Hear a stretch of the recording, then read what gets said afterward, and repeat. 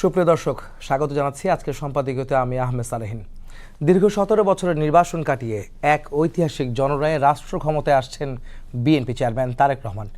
এই জয়ের সাথেই এখন মূল আলোচনা নতুন মন্ত্রিসভা গঠন নিয়ে। অন্যদিকে জামাত ইসলামীও শপথ নিয়ে সংসদে গঠনমূলক বিরোধী দলের ভূমিকা রাখার ঘোষণা দিয়েছে। একই সঙ্গে রাজপথে থাকার কথাও বলছে দলটি। প্রাসঙ্গিক বিষয় নিয়ে আজকের সম্পাদকীয় নির্বাচন থেকে প্রধানমন্ত্রী।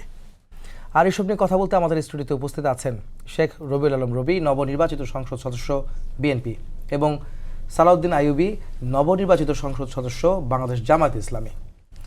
দর্শক, আপনারা ওই আলোচনায় অংশ নিতে পারেন। এই জন্য আপনাদের ফোন করতে হবে টেলিভিশনে দেখানো নম্বরে। এছাড়া ফেসবুকের মাধ্যমেও আপনাদের মন্তব্য পাঠাতে পারেন। শুরুতে জেনে নিব আজকের প্রধান শিরোনামগুলো। রাজনীতিতে সৌহার্দ্যের বার্তা, জামাত আমির ও এনসিপি আহ্বায়কের বাসভবনে তারেক রহমান। নতুন বাংলাদেশ বিনির্মাণে একসঙ্গে কাজ করবে সরকার ও বিরোধী দল। সংসদের দক্ষিণ প্লাজায় নতুন সরকারের শপথ মঙ্গলবার। এমপিদের পড়াবেন সিএসি, মন্ত্রীরা নেবেন রাষ্ট্রপতির কাছে। সার্কভুক্ত দেশের পররাষ্ট্রমন্ত্রীদের আমন্ত্রণ।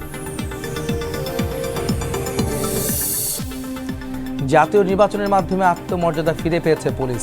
ইসির পারফরমেন্সেও সন্তোষ।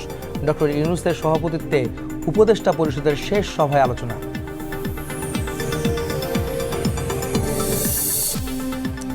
বত্রিশ আসনে ভোট পুনর্গণনার আবেদন 11 দলের। কাল প্রতিবাদ সমাবেশের ডাক।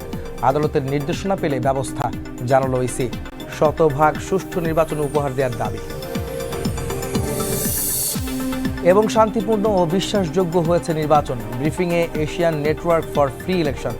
রাজনৈতিক দলগুলোর নির্বাচনী খরচের বিবরণী প্রকাশের পরামর্শ।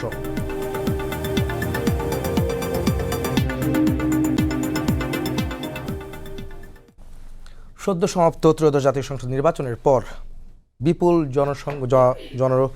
যে সমর্থন এবং নিরঙ্কুশ বিজয় নিয়ে বিএনপি ক্ষমতায় যাচ্ছে, এবং আগামী পরশুদিন মঙ্গলবার সব ঠিক থাকলে তারা শপথ নিচ্ছেন মন্ত্রিপরিষদ, এবং প্রধানমন্ত্রী হচ্ছেন তারেক রহমান। সেসব বিষয় নিয়ে আজকে আলোচনা। 17 বছর তিনি নির্বাসনে ছিলেন তারেক রহমান, আবার সেই নির্বাসিত জীবন শেষে তিনি প্রধানমন্ত্রী হচ্ছেন। আর এইসব বিষয় নিয়ে আজকে আমাদের সম্পাদকীয় নির্বাচন থেকে প্রধানমন্ত্রী। আমাদের অতিথি দুজন রয়েছেন, দুজনই নবনির্বাচিত সংসদ সদস্য, একজন বিএনপির, একজন জামাত ইসলামের। প্রথমে ধন্যবাদ জানাবো এবং আপনাকে অভিনন্দন জানাই। সালাউদ্দিন আইয়ুবী, আপনার কাছে যেতে চাই। প্রথম প্রশ্নটা আপনার কাছে করতে চাই, সেটা হচ্ছে জামাতে তাদের ইতিহাসে সর্বোচ্চ 68 আসনে তারা এমপি পেয়েছে এবং 31.76% ভোট পেয়েছে, ইতিহাসের সর্বোচ্চ স্বাধীনতার পরে। সেটাকে আপনারা কীভাবে বিশ্লেষণ করবেন? ধন্যবাদ আপনাকে। বাংলাদেশ জামাত ইসলামী একটি গণতান্ত্রিক দল হিসেবে বাংলাদেশে অনুষ্ঠিত প্রায় সবগুলো নির্বাচনে অংশগ্রহণ করেছে, এবং আলহামদুলিল্লাহ একটি নির্বাচন ব্যতীত সকল নির্বাচনেই জামাত ইসলামী সংসদে প্রতিনিধি হিসেবে নির্বাচিত সদস্যরা সেখানে অবদান রেখেছে। বাংলাদেশ জামাত ইসলামী এবারের নির্বাচনে একটি বিশেষ পরিস্থিতিতে দেশের মানুষের প্রত্যাশার পারদের শীর্ষে অবস্থান করছিল, এবং বাংলাদেশের মানুষ দুর্নীতিমুক্ত একটি দল হিসেবে, বাংলাদেশের মানুষ জুলাই আন্দোলনের প্রত্যাশা পূরণের উপযোগী দল হিসেবে, বাংলাদেশের মানুষ যে সংস্কারের প্রত্যাশা করছিল, আকাঙ্ক্ষা লালন করেছিল, সেই সংস্কার 100% বাস্তবায়নের দল হিসেবে বাংলাদেশ জামাত ইসলামীকে নিঃসন্দেহে বেছে নিয়েছিল। এবং বাংলাদেশ জামাত ইসলামীর এই রেজাল্ট তা প্রমাণ করে। অতীতের সকল রেকর্ড ভেঙে দিয়ে বাংলাদেশ জামাত ইসলামী, আপনি বলেছেন 31% ভোট এখানে পেয়েছে, এখানে একটু আমি সংযুক্ত করতে চাই। 31% ভোট বাংলাদেশ জামাত ইসলামী যে কয়েকটি আসনে নির্বাচন করেছে তার প্রেক্ষিতে এই তথ্যটি এসেছে। কিন্তু এখানে বলতে হয় যে বাংলাদেশ জামাত ইসলামী তার প্রার্থী দিয়েছিল মাত্র 227টি আসনে। তার মানে হলো আরও যদি ওই পরিসংখ্যানটা যুক্ত করেন, বাকিগুলোতে এই হারেই যদি নির্বাচনে প্রার্থী দিত এবং ভোট পাইতো, তাহলে দেওয়া হয়নি জোটের স্বার্থে। আমরা 11 দলীয় জোট করেছি, 11 দলীয় জোটে এনসিপিকে 30টি আসন দেওয়া হয়েছে। এখানে আবার যৌক্তিকভাবেই বাংলাদেশ জামাত ইসলামী প্রার্থীরা দিতে পারেনি। রিকশা মার্কা অর্থাৎ মামুনুল হকের ইসলামী ঐক্য জোটে 20টি দেওয়া হয়েছে। এইভাবে হিসাব করলে জোটের প্রার্থী হিসেবে দেওয়া হয়েছে। এই বাকিগুলো বাদ দিলে 227টি আসনে বাংলাদেশ জামাত ইসলামী নির্বাচন করেছে। 227টি আসনে 31% ভোট বাংলাদেশ জামাত ইসলামী পেয়েছে। এই হার যদি বিবেচনা করা হয় তাহলে প্রায় 43.9% ভোট বাংলাদেশ জামাত ইসলামী পেত বলে এই পরিসংখ্যান বলছে। তার মানে 49 9% পেয়েছে বিএনপি, আর বাংলাদেশ জামাত ইসলামী প্রায় কাছাকাছি ভোটের রেশিও হিসাব করা যায়। না, সেই এই হিসাব ratio করলে যদি তো হিসাব আপনার করলেন, আওয়ামী লীগ তো অংশ নেয়নি। আওয়ামী লীগে তো একটা ভোট ব্যাংক ছিল এবং সেই হ্যাঁ, ভোট ব্যাংক তো দুদিকে আওয়ামী লীগ- কাটাকাটি হয়েছে, আওয়ামী লীগ- বিএনপির দিকে এবং আপনাদের দিকে, সব নিঃসন্দেহে দিকে গেছে। নিঃসন্দেহে ভোটাররা আসলে তাহলে ভোটাররা আসলে কারো কাছে সুনির্দিষ্ট বিকৃত ব্যক্তি না। ভোটাররা তার মতামতের সর্বোচ্চ চিন্তা থেকেই ভোট প্রদান করেছে। সে যাকে প্রায়োরিটি দিয়েছে তাকেই ভোট দিয়েছে, সে যাকে ভালো মনে করছে তাকেই ভোট দিয়েছে। সুতরাং ভোট যাদেরকে দিয়েছে, আমি মনে করি ভোটাররা চিন্তা করে দিয়েছে যে জামাত ইসলামী এই মুহূর্তে, এই দেশের পরিস্থিতিতে এই মুহূর্তে জামাত ইসলামীর পাল্লায় ভোটটা যাওয়া উচিত, সেই জন্য তারা ভোটটা দিয়েছে। সেই হিসেবে জামাত ইসলামী এই ভোটটা পেয়েছে বলে ধরে নেওয়া যায়, ধরে নেওয়া উচিত, যেহেতু দিয়েছে জনগণ।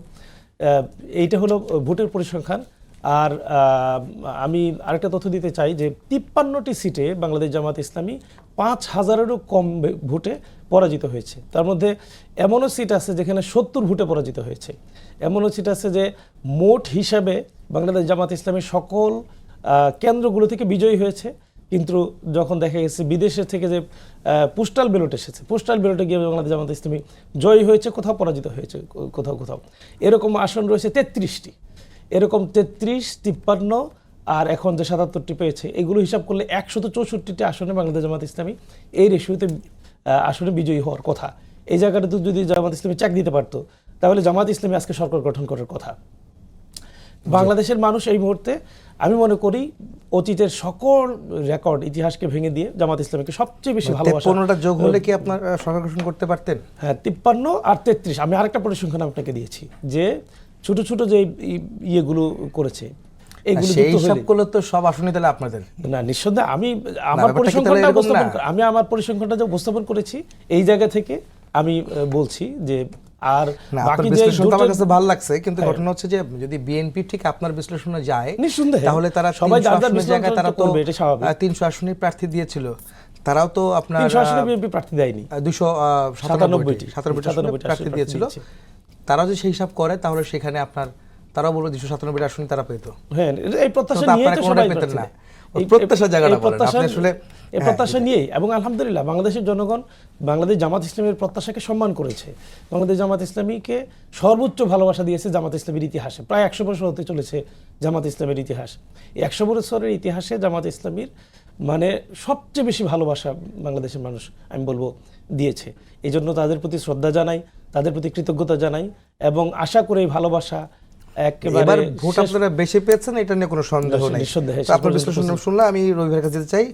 শেখ রবিউল আলম রবি, আপনাকে অভিনন্দন। আপনি নির্বাচিত হয়েছেন। এর আগেও আপনি নির্বাচন লড়াই করেছেন, বা সেটা একতরফা নির্বাচনে আপনি জয়ী হতে পারেননি, তবে এবার আপনি জয়ী হয়েছেন।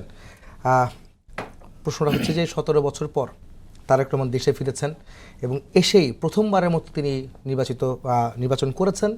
সেই নির্বাচনে তিনি তার বাবা এবং মায়ের যে ঐতিহ্য, সেটিকে ধরে রেখে তিনিও প্রথমবার নির্বাচনে অংশ নিয়ে প্রথমবার প্রধানমন্ত্রী হয়েছেন। এটাকে আসলে কীভাবে মূল্যায়ন করবেন আপনি, এই পথ চলাটাকে, নির্বাচন থেকে প্রধানমন্ত্রী? ধন্যবাদ আপনাকে, ধন্যবাদ প্রিয় সহালোচক এবং এই মুহূর্তে যারা সময় টিভির সাথে যুক্ত আছেন।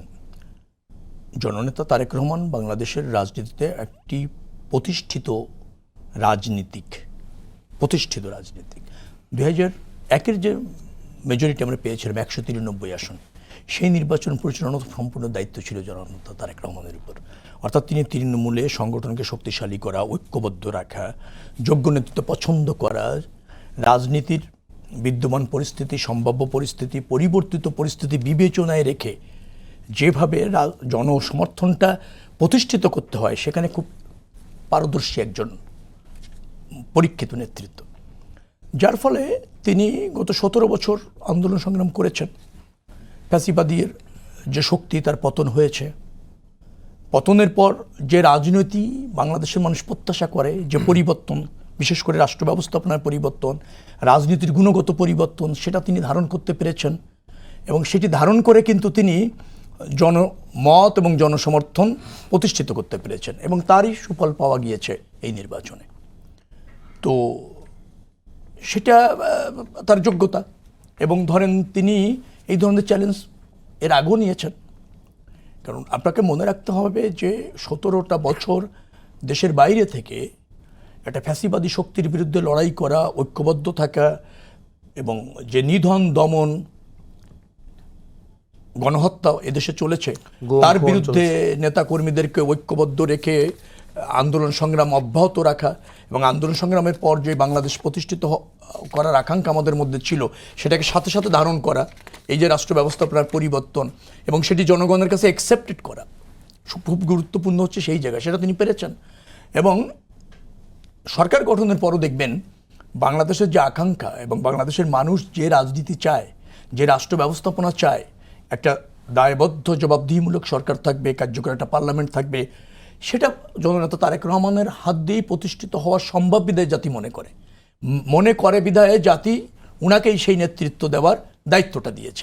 এটাই হচ্ছে একজন রাজনীতিকের জীবনের সবচেয়ে বড় অর্জন, যেটা তিনি করতে সক্ষম হয়েছেন। এবং শহীদ রাষ্ট্রপতি জিয়াউর রহমানও করেছিলেন, দেশনেত্রী বেগম খালেদা জিয়া তিনিও একইভাবে করেছিলেন। 91-তে আওয়ামী লীগ পারলে কিন্তু মন্ত্রিসভা করেই ফেলেছে, নির্বাচনের আগেই কে কে মন্ত্রী হবে সেগুলি করছে। কিন্তু দেখা গেল যে নির্বাচনের সময় স্বৈরাচার বিরোধী আন্দোলনে বেগম খালেদা জিয়ার যে ভূমিকাটা ছিল, আপোষহীন ভূমিকা, সেটাকে মানুষ অ্যাকসেপ্ট করেছে, মানুষ কিন্তু তাকে ভোট দিয়ে নির্বাচিত করেছে, সরকার গঠন করেছে। ইন্টারেস্টিং হচ্ছে এরপর 96-তে তিনি ক্ষমতার বাইরে গিয়েছেন, তারপরে 2001-এ আবার কামব্যাক করেছেন। এই যে আপনি জনগণের রায় নিয়ে ক্ষমতায় যাচ্ছেন, আবার রাষ্ট্র ব্যবস্থাপনা পর জনগণের রায়, অবাধ রায়ের ভিত্তিতে 119 আসন নিয়ে বিএনপি বিরোধী দলে গিয়েছে, বিরোধী দলেও আপনি সফল হয়েছেন, আবার 2001-এ কামব্যাক করেছেন। অর্থাৎ বিএনপি গণতন্ত্র ধারণ করে, জনরায়ের উপর নির্ভর করে, জনরায় এবং সমর্থন কিভাবে প্রতিষ্ঠিত করতে হয় সেটা সে জানে, এবং প্রতিকূল পরিবেশে কিভাবে নেতৃত্ব দিয়ে জনগণকে পাশে রাখতে হয় সেটাও তারা জানে। যার ফলে বিএনপি হচ্ছে বাংলাদেশের সব পরিস্থিতিতে দেশের প্রয়োজনে, রাষ্ট্রের প্রয়োজনে ফাংশন করে একটা রাজনৈতিক দল, যার ফলে জনগণ তার পাশে আছে। আমি একটা কথা বলি, কম ভোটের ব্যবধানে হারাটাকে যদি আপনি মনে করেন সম্ভাব্য জয়, তাহলে বিএনপিও প্রায় 35টাতে খুব কম ভোটে হেরেছে, 5000-এর নিচে। তাহলে এখন ধরেন 220-এর সাথে আর 35টা যোগ করলে তো 255টা হয়ে যায়, আর কার তো অস্তিত্বই থাকে না। তাহলে আসলে এভাবে এটা ঠিক জামাত ইসলাম অনেক ভালো করেছে, কিন্তু এইভাবে জয় হতে পারত যারা ভাবেন, সেটা কতটুকু ঠিক হবে আমি জানি না। কিন্তু 220 তো আমরা উইন করেছি, আরও 35টা আমরা কিন্তু উনরা জিতেছেন, বাট আমরা খুব কম মার্জিনে হেরেছি। সেগুলিও যদি আমরা এখন বলি যে না ওইটা অল্পর জন্য হেরেছি, ওইটাও যদি আমার সাথে যুক্ত হতো তাহলে তো 255 হয়ে গেলে তো আর কোনো দল থাকেই না বললে এরকম একটা জায়গায় চলে যায়। সবচেয়ে বড় কথা হচ্ছে জনগণ আস্থা রেখেছে, প্রতিযোগিতাপূর্ণ একটা নির্বাচন হয়েছে। এবং ধরেন একটা রাজনৈতিক সংকট হবে এর একটা আশঙ্কা ছিল, ফ্যাসিবাদী শক্তি পতনের পর মনে হয়েছিল যে বাংলাদেশের মানুষ একটা রাজনৈতিক শূন্যতার মধ্যে থাকবে, কিন্তু সেটা কিন্তু থাকেনি। মানুষ অপশন নিয়ে আপনার বেছে নিয়েছে। জামাত ইসলাম অনেক ভালো করেছে, এই ভালোটা অব্যাহত থাকুক সেটা আমরা চাই। একটা শক্তিশালী সংগঠন মানে হিসাবে প্রতিষ্ঠিত হোক সেটা আমরা চাই। সংসদে বিরোধী দল হিসেবে যথাযথভাবে ফাংশন করুক সেটা আমরা চাই। আবার একটা সরকার হচ্ছে সেটাও জন আকাঙ্ক্ষা ধারণ করে রাষ্ট্র ব্যবস্থাপনা করে, সেটা আমি এই প্রসঙ্গে আসবো। রবি ভাই, আপনাকে একটু যদি বলতেন যে 2 দিন পরে অর্থাৎ পরশুদিন, আগামী পরশুদিন হয়তো শপথ নেবেন মন্ত্রীরা এবং আপনারা এমপিরাও শপথ নিচ্ছেন, মন্ত্রী পরিষদ কেমন হচ্ছে, কারা আসছেন সবাই জানতে চায়? সেটা আমি বলতে পারছি না, আমি জ্ঞাত না। আপনার কাছে কি? তবে আমি মনে করছি যে এই যে আকাঙ্ক্ষা 31তম ভিত্তিতে আমরা রাষ্ট্র পরিচালনা করতে চাই, জুলাই ঘোষণা, জুলাই সনদ, সেটা বাস্তবায়ন করার গুরু দায়িত্ব আমাদের উপর পড়েছে, যেহেতু আমাদের উপর জনগণ আস্থা রেখেছে। তো সেই জায়গায় একটা কার্যকর সরকার খুব দরকার। মনে রাখা দরকার, আগামী সরকারকে শুধু বিরোধী দল ফেস করতে হবে না, টোটাল পার্লামেন্টকেই ফেস করতে হবে। কারণ আইন বিভাগে এবার যে পরিবর্তনটা হচ্ছে, সেখানে শুধুমাত্র সরকারি দল হলে শুধু হা বলা হবে না, সরকারি দলের মেম্বার অফ পার্লামেন্টও বিরোধিতা করতে পারবে সরকার। যার ফলে এবার একটা গুণগত পরিবর্তন হচ্ছে, সরকার মানে শাসন বিভাগ, সেই শাসন বিভাগকে কিন্তু আইন বিভাগের কাছে জবাব দিয়ে থাকতে হবে। অর্থাৎ যে সরকার হবে তাকে কিন্তু সব সময় জন্য ওয়াচিং এর মধ্যে থাকতে হবে, জবাবদিহিতার মধ্যে থাকতে হবে। জি রবি ভাই, সালাউদ্দিন ভাইয়ের কাছে যাবো, তার আগে আপনার কাছে এই সংসদ নিয়ে যখন বলছেন, মন্ত্রী পরিষদ নিয়ে বলছেন, তখন জামাত বলছে যে আপনাদের মন্ত্রী পরিষদের বাইরেও বিরোধী দল হিসেবে ছায়া মন্ত্রী পরিষদ গঠন করবে জামাত এনসিপি বা যে জোটটা রয়েছে। এই উদ্যোগকে বিএনপি কিভাবে দেখছে বা আপনি কিভাবে দেখেন? ভালো, অসুবিধার কি আছে? ছায়া মন্ত্রী পরিষদ, মন্ত্রী সভা গঠন করে তারা যদি জন আকাঙ্ক্ষা পূরণ করতে পারে, সরকারকে ভালোভাবে ফাংশন করাতে পারে, আমি ইতিবাচকভাবে দেখি। কিন্তু একটা জায়গায় খারাপ লাগছে, যারা ইতিমধ্যে মন্ত্রী হয়ে গিয়েছেন অথবা ধরুন সরকার গঠন করে ফেলেছেন, অথবা 300 আসন পেয়ে গিয়েছিলেন একসময় এনসিপি, পরে বলছেন 150 তো পাচ্ছি, জামাত ইসলাম বলছে 200 আমাদের নিশ্চিত, তাদের এখন ছায়া করতে হচ্ছে আর কি, আসলটা না করে। এটাই হচ্ছে কিন্তু ছায়াটাকে আমি ইতিবাচকভাবে দেখি। ছায়ের মধ্যে থাকতে থাকতে আসলে হয়ে যেতে হবে। আমি সহজ করে বলতে চাই, সরকার হবে জনবান্ধব, সরকার থাকবে দায়বদ্ধ, সেটা আইনসভার কাছে। আইনসভা যদি শক্তিশালী হয়, ডেফিনেটলি সরকারকে ভালো থাকতে হবে। আমরা ব্রুট মেজরিটি পেয়েছি মানে আমি এই বলছি না যে সরকার মানে থাকবে, মানে সংসদ যা বলবে তাই না, না, হবে, সংসদ না, সরকার যা বলবে তা হবে, তা বলছি না। আমি বলছি যে আইনসভা নিশ্চয়ই জন আকাঙ্ক্ষা ধারণ করে সরকারকে ফাংশন করাতে সফল হবে। আমরা সেই সফল হতে যে চাই। আপনাদের প্রতিশ্রুতি এবং আপনার যে অঙ্গীকার সেটি বাস্তবায়ন আসলে মানুষ দেখতে চায়, সে যাব। সালাউদ্দিন ভাই, আপনি একটু বলবেন, সেটা হচ্ছে যে আপনার ছায়া মন্ত্রিসভা বা মন্ত্রী পরিষদ কেন গঠন করতে চাচ্ছেন, এটার উদ্দেশ্যটা আসলে কি? ধন্যবাদ আপনাকে। দেখুন, কোনো গাড়ি আসলে দুই চাকা ছাড়া চলে না। জি, আপনাদের আমিরও বলেছেন আজকে। হ্যাঁ, দুই চাকা ছাড়া চলে না, এটা একবারে প্র্যাকটিক্যাল। এই দুই চাকার মধ্যে যদি ধরেন বর্তমান মন্ত্রিসভা একটা চাকা, ছায়া মন্ত্রিসভা অর্থাৎ বিরোধী দল থেকে যারা হবে এটা একটা চাকা ধরতে পারেন। আর এটা জামাত ইসলামী বা 11 দলীয় জোট উদ্ভাবন করেছে বিষয়টা এরকম নয়। আপনারা যদি ইউকের দিকে তাকান, ওয়েস্টমিনিস্টার মডেল হিসেবে এই প্রক্রিয়াটা চলে, কিন্তু সেখানে ইউরোপের বিভিন্ন দেশে এটা চলে। এটার মূলত উদ্দেশ্য হলো সরকারকে সহযোগিতা করা। আমি মনে করি এটাতে সরকারের সাথে বিরোধী দলের বিভিন্ন ব্যক্তি গোষ্ঠীর একটা সমঝোতার সুযোগ থাকবে। তবে বাংলাদেশের তিক্ত বাস্তবতা হলো পরামর্শ কেউ নিতে চায় না। এটা খুব কঠিন পরামর্শ নেওয়া, আর সবচেয়ে সহজ হলো পরামর্শ দেওয়া। খুব মানে গুছিয়ে এরকম আপনাদের এই টক শোতেও দেখবেন আপনারা সহজ কাজটা নিয়ে নিয়েছেন আপনারা। হ্যাঁ, মানে না, সহজ কাজ আমাদের দায়িত্বই পড়েছে এটা, আমরা আসলে কার্যকর করতে পারবো না কোনো না, ইস্যুতে। আপনারা তো দুইটা দলই এবার বলেছেন, দুটো জোটই বলেছেন যে আপনারা পরামর্শ নেবেন, এবং তারেক রহমান তার প্রেস কনফারেন্সে গতকাল কিন্তু বলেছেন সবাইকে নিয়ে আসলে নিরাপদ দেশ গড়তে চান। সেখানে তার পজিটিভ ভাইব আমরা যদি দেখেছি, পরামর্শ আপনারা কিন্তু নেওয়ার, আজকে আমিরও কিন্তু বলেছেন পজিটিভ ভাইব কিন্তু দেখেছি আমরা। জি জি, যে আপনারা পরামর্শ সংসদে নেওয়ার চিন্তা কার্যকর যদি রাখেন, তাহলে ওয়েস্টমিনিস্টার মডেল হিসেবে এই ছায়া মন্ত্রিসভা হবে the best way of getting the suggestion. কারণ যখন একটা মানে মিনিস্টারিয়াল সিস্টেমে আসবে, তখন সুনির্দিষ্ট পরামর্শ সাজেশনটা সেখানে যাবে। এখন যেটা হয়, রাজনৈতিক বক্তব্যের মধ্যে গ্রস একটা সাজেশন দেয়। এই গ্রস সাজেশনগুলো ওই কোনটা পিক আপ করবে, কোনটা আসলে বাদ দিবে, সেটা করা কঠিন হয়। মনে করেন বাজেট হবে, বাজেটে আগে বিরোধী দলকে এই বাজেট ফ্রেন্ডলি একটা টিম গঠন করতে হবে। ওই টিম থেকে মন্ত্রিসভার উপযোগী একজন ব্যক্তিকে নিয়ে এসে তার কাছ থেকে প্রপার সাজেশনটা নিয়ে একেবারে প্রপার একটা সাজেশন হয় সংসদে দিবে, অথবা সাংবাদিক সম্মেলন করে দিতে পারবে, অথবা রাজনৈতিক ময়দানে দিতে পারে। এখান থেকে সরকারের পিক আপ করা সহজ হবে। আগে যেটা হতো যে এই জনগণ এই মানে বাজেটটা হলো জনগণ মারার বাজেট, গরিব মারার বাজেট, কিন্তু কেন এটা মারার বাজেট, কেন গ্রহণ করা যাচ্ছে না, এই কথাগুলো কিন্তু আগের রাজনীতিবিদরা বলতো না।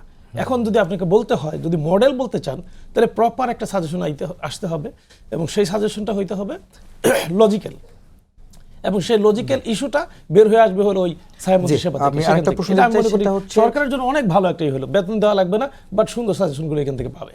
আমরা বিভিন্ন পরামর্শ গোষ্ঠীকে দেখি কোটি কোটি ডলার বাংলাদেশ থেকে নিয়ে যায় শুধু সাজেশন দিয়ে, পরামর্শ দিয়ে, সেটা ফ্রি নিয়োগ করা হয়, এটা নিয়োগ করা হয়। যে সালাউদ্দিন ভাই, আমি প্রশ্ন করতে চাই, সেটা হচ্ছে যে আপনারা 30টি আসনে ভোট পুনর্গণনের দাবি জানিয়েছেন, এবং এই জন্য আদালতের বা বিষয়টি যে রয়েছে পুনর্গণনা শেষ করার আগে কিংবা সরকার গঠনের আগে ঠিক আগ মুহূর্তে আগামীকাল আপনারা বিক্ষোভ সমাবেশ ডেকেছেন বাইতুল মোকাররম মসজিদের গেটের সামনে।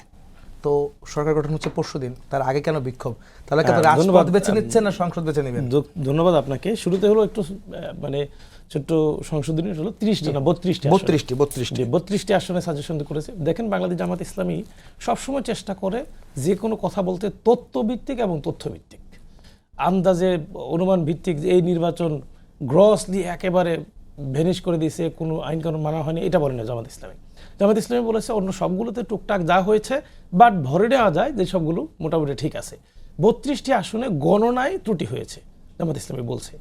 গণনার ত্রুটিগুলো সংশোধনের সুযোগ আছে, নির্বাচনী আইনে আরপিও সহ করলে আইনগত প্রতিকার চাওয়ার জামাত ইসলামের সুযোগ আছে। হ্যাঁ, এই আইনগত প্রতিকারের অংশ হিসেবে জামাত ইসলামী আবেদন করেছে, এবং আবেদনের যখন যদি নির্বাচন কমিশন 100% আশ্বস্ত করত যে আপনাকে এই প্রতিকার দেওয়া হবে, যেহেতু প্রতিকারের সুযোগ আছে, দিতে পারত নির্বাচন কমিশন, বাট নির্বাচন কমিশন এইভাবে আশ্বস্ত করেনি। নির্বাচন কমিশন বলেছে যে এটা যদি নির্দেশনা পায় তাহলে তারা এই সুযোগটা দিবে। সেই বিষয়টি আদায় করার জন্য যেহেতু নির্বাচন কমিশন সরাসরি সুযোগ দিচ্ছে না, তখন রাজপথ বেছে নিতে হচ্ছে। তার মানে এটা সরকারের বিরোধী তো নয়, তার মানে এটা কোনোভাবেই বর্তমান নির্বাচনকে প্রশ্নবিদ্ধ করা নয়, তার মানে এটা নয় যে নির্বাচনের অন্য আসনগুলোতে যে রায় হয়েছে সেটা বাংলাদেশ জামাত ইসলামী বা এই জোট মানছে না, কিন্তু এই 32টি জোটে 32টি আসনে যে কথাগুলো আছে আপনারা আদালতে যাননি কেন? আদালতে গেছেন? হ্যাঁ, আদালতে রিট করেছেন? হ্যাঁ, বা আপনারা আবেদন আদালতের করেছেন? এই বিষয়টির জন্য তো আদালতেই যাওয়া হয়েছে। যা হচ্ছে হ্যাঁ, তাহলে আদালতের উপর নির্ভর না করে আপনারা রাজপথে কেন আসছেন? আপনারা এই সেটা সুযোগ বলছেন যে আশ্বাস না পেয়ে। আইনগত এই সুযোগটা নির্বাচন কমিশনের রয়েছে, নির্বাচন কমিশন এই সুযোগটা দিতে পারত। আপনারা জানেন নির্বাচনের পরবর্তী সময়ে নির্বাচনী ইস্যুগুলো সলিউশন করার জন্য একটা ইলেকটোরাল ট্রাইব্যুনাল করা হয়, এটা জি, নির্বাচনী জি, জি। ইলেকটোরাল ট্রাইব্যুনাল করা হয়। এই ট্রাইব্যুনালের কাজই হলো প্রার্থীদের পাল্টাপাল্টি অভাব অভিযোগ সুবিধা অসুবিধাগুলো দেখে এগুলো সলিউশন সেটা তো করা। সময়ের ব্যাপার থাকে। না না না, নির্বাচনের পরের দিন থেকে ট্রাইব্যুনালের কার্যকর চলতে থাকার শুরু কথা। হয় কিন্তু কার্যক্রমটা মনে হয় চলতে আর থাকার কিছু- কথা, তোর অভিযোগ নিতে পারতো নির্বাচন কমিশন, নিয়ে শুরু করতে পারতো। দেন জামাত ইসলামীকে বলতে পারতো যে আমরা তো ওয়ার্কিং, আমরা এটার উপর কাজ করছি। এমনও একজন নির্বাচন কমিশনার বলেছে যে কোনো সুযোগই নেই, অথচ আইনে রয়েছে এই সুযোগ, তিনি এটা বলতে পারেন না। এই কারণে জামাত ইসলামী মানে আমার প্রশ্নটা ছিল যে হচ্ছে যে আপনি যেটা উত্তর ব্যাখ্যা আমি বুঝছি, কিন্তু হচ্ছে যে তার পরের দিনই হচ্ছে মন্ত্রী পরিষদ গঠন হচ্ছে বা শপথ নিচ্ছে, এমপিরা শপথ নিচ্ছে, ঠিক তার একদিন আগে রাজপথে আপনাদের বিক্ষোভ, সেটা কি সামনের সরকারকে অস্থির করা বা তাদেরকে কোন রকম, যদি আপনি উত্তর দিচ্ছিলেন বিষয়টা আসলে মানুষের মধ্যে কিন্তু প্রশ্ন জাগে। আমি খুব স্পষ্ট করে বলেছি এটা পরবর্তী সরকার বা বর্তমান সরকারের উপর কোনো প্রেশার না, এটা নির্বাচন কমিশনের উপর। জি, আমি বুঝতে পেরেছি। আমার নেক্সট প্রশ্ন যাই, সেটা হচ্ছে যে আজকে আমরা দেখতে পেরেছি বিএনপি চেয়ারম্যান তারেক রহমান আপনাদের আমিরের বাসায় গিয়েছেন এবং এনসিপির আহ্বায়ক নাহিদের বাসায় গিয়েছেন। সৌন্দর্য একটা তৈরি হয়েছে বা রাজনীতিতে সৌহার্দ্যের যে একটা বার্তা এসেছে, এটাকে আপনারা কীভাবে মূল্যায়ন করবেন, কীভাবে দেখবেন? এই সৌন্দর্য বা এই সৌহার্দ্যপূর্ণ সম্পর্ক আমি 5 বছর দেখতে পাবো, নাকি আবার সেই আওয়ামী লীগ বিএনপির মতো বা রাজপথের সরকারি দল বিরোধী দলের মতো আন্দোলন দেখবো? একটা তথ্য আপনাকে জানিয়ে রাখি, সেটা হলো যে জামাত ইসলামীর আমিরের বাসায় তারেক রহমান গিয়েছেন। জামাত ইসলামীর আমির আনুষ্ঠানিকভাবে তাকে দাওয়াতও দিয়েছেন এই নির্বাচনের পরেই, যে আমি আপনার সাথে দেখা করতে চাই অথবা আপনি আমার বাসায় আপনাকে আমন্ত্রণ জানাচ্ছি, এবং তিনি আমন্ত্রণ গ্রহণ করেছেন, তিনি এসেছেন, দেখা করেছেন। আমি মনে করি বাংলাদেশের রাজনীতিতে এটা একটা রেভলিউশনারি চেঞ্জ আসছে, এই চেঞ্জটা আসা উচিত। আমরা যখন ছোট ছিলাম, আমার স্পষ্ট মনে আছে, ছাত্রনেতারা সহ বিশেষ করে তত্ত্বাবধায়ক সরকার যখন ছিল, এর আগের তত্ত্বাবধায়ক সরকার 2 বছর যেটা ফখরুদ্দিন মনিরের সরকার ছিল, তখন আমরা ঢাকার রাজপথে বিভিন্ন আন্দোলন করতাম। রবিউল ভাইরা করতাম, আমি ঢাকা কলেজের ছাত্র ছিলাম, রবিউল ভাইদের তখন দেখতাম। তো সেই সুবাদে দেখতাম যে এক নেত্রীর বিরুদ্ধে অন্য নেত্রীর যে তীব্র রকম কথাবার্তা, মনে হইতো যে এইটাই হলো রাজনীতি। এইটার রাজনীতি আমাদের উপর এত আসর পড়তো, আমরা হলে এসে তখন কিন্তু সকল ছাত্রদল হলে থাকতো, ছাত্র সংগঠন হলে থাকতো, শিবির হলে থাকতো, ছাত্র দল হলে থাকতো, ছাত্রলীগ হলে থাকতো, কারণ তখন তো মানে কেয়ারটেকার গভর্নমেন্ট, কারো খুব বেশি একক আধিপত্য নাই। ছাত্র দলের একটা ইয়ে ছিল, কিন্তু সব দল হলে থাকতো। এক দলের বিরুদ্ধে আর অন্য দল হলে, ক্যাম্পাসে, ডাইনিংয়ে, মসজিদে এত তীব্র মিথ্যাচার বক্তব্য, বাকবিতনটা চলতো, মনে হতো যে ওইটাই হলো রাজনীতি। কিন্তু আলহামদুলিল্লাহ এখন এসে দেখছি যে সৌন্দর্যের রাজনীতি, এই সৌন্দর্যের রাজনীতি যত চলতে থাকবে শীর্ষ পর্যায়ে এটার ইনফ্লুয়েন্সটা একেবারে লোকালি পড়বে। চায়ের টেবিলে এখন যে মারামারি পর্যন্ত হয়, সেটা আস্তে আস্তে দেখবেন ঘুচাতে থাকবে, দেশের সৌন্দর্য বাড়বে। আমার ছোটো বোন তার্কিতে থাকে, ইস্তাম্বুলে সে থাকে, তার হাজব্যান্ড ওইখানে একটা বিশ্ববিদ্যালয়ের টিচার। সে প্রায়শই বলে যে এখানে যে নির্বাচন হয় এটার ইঙ্গিতও পাওয়া যায় না। নির্বাচনের দিন সামান্য একটু ফুসরত হয়, ভোট দেয়, আর খুব বেশি এত ইয়ে হয় না।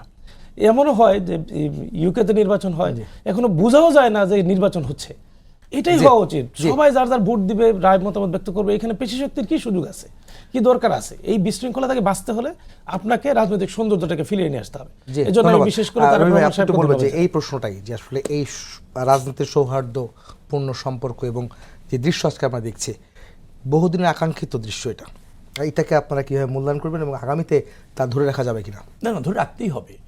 আর সবচেয়ে ব্যাপার হচ্ছে সৌহার্দ্যপূর্ণ রাজনৈতিক প্রতিযোগিতাই কাম্য, গণতন্ত্রের এটাই সৌন্দর্য। আর যেহেতু আমরা ব্রুট মেজরিটি পেয়েছি, আমাদের দায়িত্ব বেশি। মানে আপনি যত জনগণের উপর আস্থা রাখবে, তত আপনাকে আস্থার মর্যাদা দিতে হবে, এবং সেই মর্যাদা মানে শুধুমাত্র জনগণ না, এবং অন্যান্য রাজনৈতিক দলেরও অধিকার আছে, সম্মান আছে, শ্রদ্ধা আছে, পারস্পরিক একটা সম্পর্ক থাকার প্রয়োজন আছে।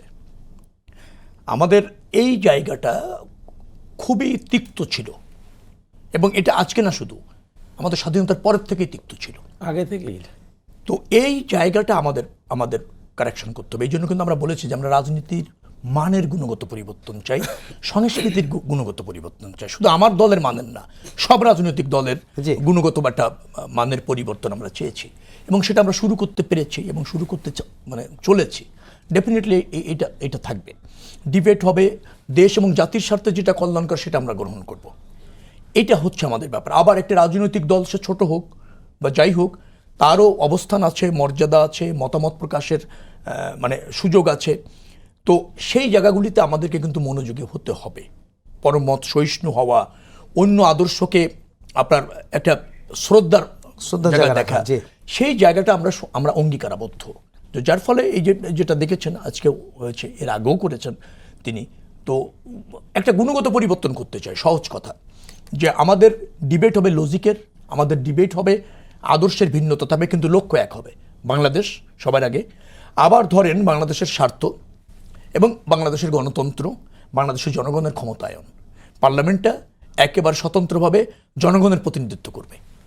আচ্ছা, সরকার পার্লামেন্টের কাছে দায়বদ্ধ থাকবে, পার্লামেন্ট আবার জনগণের কাছে দায়বদ্ধ থাকবে। এই যে চেইন, সেটা প্রতিষ্ঠিত করা দরকার। আমাদের সমস্যাটা কোথায় হয়, ধরেন রাষ্ট্র, সরকার, জনপ্রতিনিধি এবং জনগণ, এর মধ্যে কোনো সেতু বন্ধন নেই। আমরা এটা তৈরি করতে চাই। জি, সেই জায়গা থেকে এই পদক্ষেপ, এবং আমার ধারণা হচ্ছে যে আপনারা একটা আমূল পরিবর্তন পাবেন, যেহেতু বিএনপির উপর আপনার আস্থা রেখেছেন জনগণ। ডেফিনেটলি বাংলাদেশের রাষ্ট্র ব্যবস্থা আপনার কাছে একটা প্রশ্ন করবো, সালাউদ্দিনের কাছে একটা প্রশ্ন করবো। সেটা হচ্ছে যে বিএনপি সংখ্যাগরিষ্ঠতা নিচে 212টি আসন নিয়ে জোট ভিত্তিক সরকার গঠন করছে, এদিকে 77টি আসন পেয়েছে জামাতের জোট। আপনারা এখানে চ্যালেঞ্জ কি মনে করেন, যে তারা যে এত বড় শক্তির রাজনৈতিক দল যারা বিরোধী দলে যাচ্ছে, কোনো রকমের সৌহার্দ্যপূর্ণ আচরণ থাকবে কিনা? রাজনীতি যেটা আমরা দেখি সবসময়, মানে চ্যালেঞ্জগুলো আসলে কি না, থাকবে? ইতিবাচক ভূমিকা পালন করলে সৌহার্দ্যপূর্ণ থাকবে না কেন? পরস্পরের দায়িত্ব আছে। সরকারি ব্রুট মেজরিটি আমরা পেয়েছি, আমাদের দায়িত্ব আছে। আবার বিরোধী দল মানে সবকিছুতে বিরোধিতা না, বিরোধী দল মানে হচ্ছে অপকৌশল না, বিরোধী দল মানে হচ্ছে যেখানে সরকারের সীমাবদ্ধতা আছে, রাষ্ট্রীয়ভাবে সীমাবদ্ধতা আছে, সেইটাকে পুঁজি করে আবার ধরেন সরকারকে ব্যর্থ করার চেষ্টা না। বাস্তবিক পর্যায়ে যা বাংলাদেশের জন্য করা সম্ভব সেখানে সোচ্চার থাকা, কোনো ধরেন কাল্পনিক কোনো কিছু দিয়ে বিভ্রান্ত তৈরি করে জাতিকে মানে দ্বিধার মধ্যে ফেলা না, জি, দায়িত্বশীল থাকা। এই চ্যালেঞ্জগুলো কি হবে সরকার গঠন করলে? ছোট করে বলুন। কিছু চ্যালেঞ্জ তো আছে, আমাদের অর্থনীতিকে ঘুরে দাঁড়ানো, দুর্নীতি থেকে বেরিয়ে আসা, আইন শৃঙ্খলা পরিস্থিতির একটু ধরেন উন্নতি, সেবা খাতগুলিকে ফাংশন করানো। গত 17 বছর আর 1.5 বছর ফাংশন করেনি, সেই জায়গাটাকে ফাংশন করানোর জন্য আমরা চেষ্টা করি। একটা কথা বলে শেষ করি, যে ধরেন পরাজয় অল্পতে হলে সেখানে একটা সংখ্যা তৈরি হয়, মনে হয় গণনা করলে আমার ভোট কিছুটা বাড়তেও পারে। আমরাও অল্প ভোটে 35টাতে পরাজয় বরণ করেছি, আমরা কিন্তু সেই জায়গায় যাইনি। ওনারা যাচ্ছেন ভালো, কিন্তু ঘটনা হচ্ছে সবকিছুর উপর, বিধিবিধানের উপর, ন্যায্যতার উপর যেন আস্থা রাখে। শেষ প্রশ্ন সালাউদ্দিন ভাই, আপনি তো বলবেন যে সরকারের সামনে চ্যালেঞ্জ কি দেখছেন সামনের বাংলাদেশে? আমি বাংলাদেশ সরকার ছোট করে 20 সেকেন্ড বলুন। আমলাতান্ত্রিক জটিলতা একটা বড় চ্যালেঞ্জ হিসেবে আমি দেখি।